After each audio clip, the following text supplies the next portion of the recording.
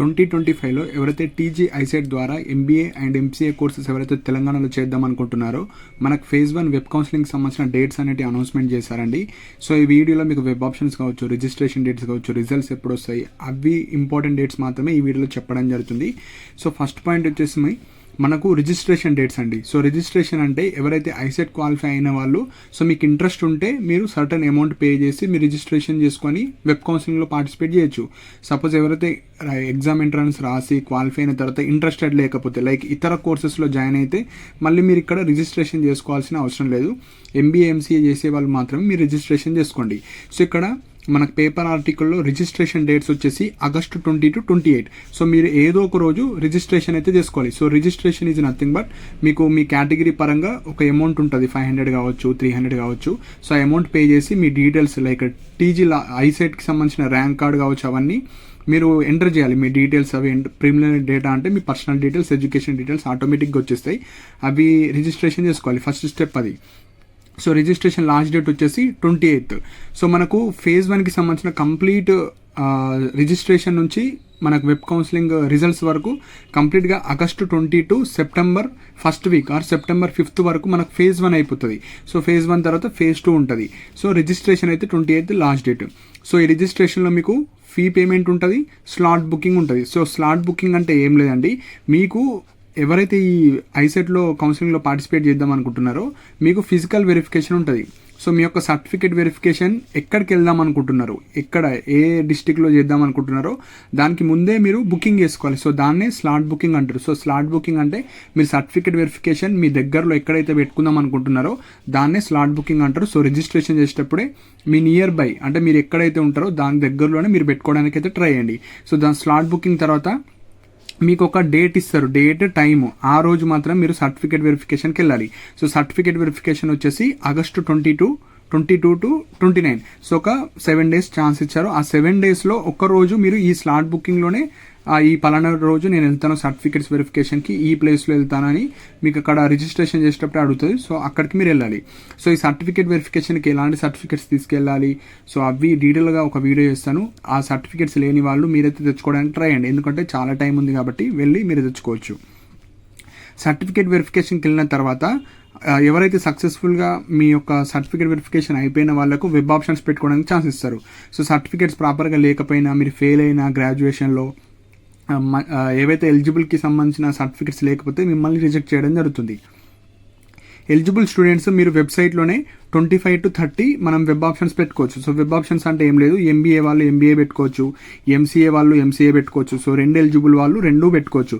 So మీకు నచ్చిన college ఎన్నైనా పెట్టుకోవచ్చు. సో వెబ్ ఆప్షన్స్ పెడతారు. వెబ్ ఆప్షన్స్ తర్వాత మీకు రిజల్ట్స్ వస్తాయి. సో రిజల్ట్స్ ఎట్లా వస్తాయంటే మీరు ఎన్ని వెబ్ ఆప్షన్స్ పెట్టారు, మీ ర్యాంక్ చూస్తారు, మెయిన్గా మీ కేటగిరీ చూస్తారు, అండ్ మీరు ఎన్ని వెబ్ ఆప్షన్స్ పెట్టారు. ఈ 3 పారామీటర్స్ మీదనే మీకైతే సీట్ అలాట్మెంట్ అనేది ఇవ్వడం జరుగుతుంది. సో ఎప్పుడైనా ఒకటి గుర్తుపెట్టుకోండి, మీకు చిన్న ర్యాంక్ వచ్చినా పెద్ద ర్యాంక్ వచ్చినా మీరు ఎక్కువ కాలేజ్ పెట్టాలి. ఎందుకంటే first priority to last priority ఈ విధంగా చూస్తారు కాబట్టి. సో ఎక్కువ కాలేజ్ పెడితే మీకైతే అడ్వాంటేజెస్ కానీ డిసడ్వాంటేజెస్ కాదు. సో కొంత పెద్ద ర్యాంక్ వచ్చిన వాళ్ళు పక్కా ఎంబీఏ ఎంసీఏ చేద్దాం అనుకున్న వాళ్ళు ఎక్కువ కాలేజ్ పెట్టాలి. అండ్ మన కాలేజ్ లిస్ట్ కూడా వెబ్ ఆప్షన్స్ కన్నా ముందు ఒక 3 to 2 days ముందు వెబ్ ఆప్షన్ అప్డేట్ చేస్తారు వెబ్సైట్లో. సో అప్పుడు మీరు డౌన్లోడ్ చేసుకోవచ్చు. అండ్ ఈ డీటెయిల్ నోటిఫికేషన్ కూడా మనకు ఒక 3 to 5 days లోపు మనకు అప్డేట్ చేస్తారు ఐసెట్ వెబ్సైట్లో. సో అది రాగానే మీకు డీటెయిల్గా ఎక్స్ప్లెయిన్ చేయడం జరుగుతుంది. లైక్ రిజర్వేషన్ పాలసీ కావచ్చు, ఎన్ని సీట్స్ ఉంటాయి, అసలు మనకు సీట్ అలాట్మెంట్ ఎట్లా తీస్తారు, సో అదంతా ఒక డీటెయిల్ వీడియో చేస్తాను. సో అది అప్డేట్ అవ్వగానే చేస్తాను. సో రిజల్ట్స్ వచ్చేసి మనకు September 2 లోపని ఇచ్చారు న్యూస్ పేపర్లో. సో September 1st weekలో ఎనీ టైం వాళ్ళు అనౌన్స్మెంట్ చేస్తారు. అండ్ ఈ డీటెయిల్ డేట్స్ వచ్చేసి మనకు మళ్ళీ నోటిఫికేషన్లు ఇస్తారు పీడిఎఫ్ రూపంలో. సో 2025కి సంబంధించిన ఐసెట్ కౌన్సిలింగ్ పీడిఎఫ్ అని వస్తుంది. అందులో మీరైతే చూడొచ్చు.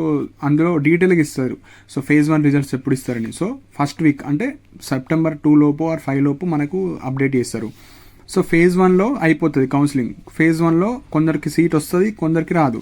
సీట్ వచ్చిన వాళ్ళు కావచ్చు, సీట్ రాని వాళ్ళు కావచ్చు, మళ్ళీ ఫేజ్ 2లో పార్టిసిపేట్ చేయొచ్చు. సో మళ్ళీ ఫీ పేమెంట్ కావచ్చు, సర్టిఫికేట్ వెరిఫికేషన్ అంటూ ఏముండదు. సో జస్ట్ వెబ్ ఆప్షన్ రోజు వెబ్ ఆప్షన్స్ పెట్టుకోవచ్చు. అండ్ ఎవరైతే ఫేజ్ 1లో పార్టిసిపేట్ చేయని వాళ్ళు కావచ్చు, అండ్ పార్టిసిపేట్ చేసి సర్టిఫికేట్ రిజెక్ట్ అయిన వాళ్ళు కావచ్చు, మీరు ఫేజ్ 2లో మళ్ళీ సర్టిఫికేట్స్ ప్రాపర్గా ఉంటే మీరు వెళ్ళొచ్చు. సో మళ్ళీ ఫేజ్ 2 సపరేట్ నోటిఫికేషన్ వస్తుంది. మళ్ళీ ఫీ పేమెంట్, సర్టిఫికేట్ వెరిఫికేషన్ అన్నీ ఉంటాయి. ఎవరికి కొత్త వాళ్ళకు, అంటే ఇప్పటివరకు అసలు ఫేజ్ 1లో జాయిన్ అవ్వని వాళ్ళకు, ఆల్రెడీ జాయిన్ అయిన వాళ్ళకు, లైక్ రిజిస్ట్రేషన్ చేసుకున్న వాళ్ళు వెబ్ ఆప్షన్స్ రోజు వెబ్ ఆప్షన్స్ పెట్టుకోవాలి బెటర్ కాలేజెస్ కోసం. సపోజ్ ఒక క్యాండిడేట్కి ఏ అనే ఒక కాలేజ్ వచ్చింది, దీనికన్నా బెటర్ కాలేజ్ మాత్రం పెట్టుకోవాలి. సపోజ్ బీసీడీ పెట్టారు, బి వస్తే ఏ డిలీట్ అయిపోతుంది, బి ఉంటుంది. సి వస్తే ఏ డిలీట్ అయిపోతుంది, డి వస్తే ఏ ఉంటుంది, డి వస్తే ఏ వెళ్ళిపోతుంది. సపోజ్ ఈ బీసీడీలో ఏ కాలేజ్ రాలేదు, ఏ ఉంటుంది.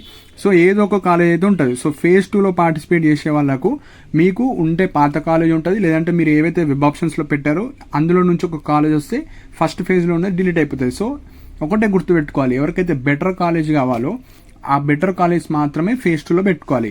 సో వచ్చిన కాలేజ్ కన్నా చిన్న కాలేజ్ అయితే పెట్టుకోవద్దు. సో ఈ కాలేజ్ గురించి డీటెయిల్గా వీడియోస్ చేస్తాను, సో దట్ మీకు మంచి ర్యాంక్ ఉన్న, పెద్ద ర్యాంక్ ఉన్న ఎట్లా వెబ్ ఆప్షన్స్ పెట్టుకోవాలి, సో ఇలాంటివి అప్కమింగ్ వీడియోస్లో చెప్తానండి. సో మనకు డీటెయిల్ నోటిఫికేషన్ ఇంకో 4 to 5 డేస్ లోపు మనకు అప్డేట్ చేస్తారు.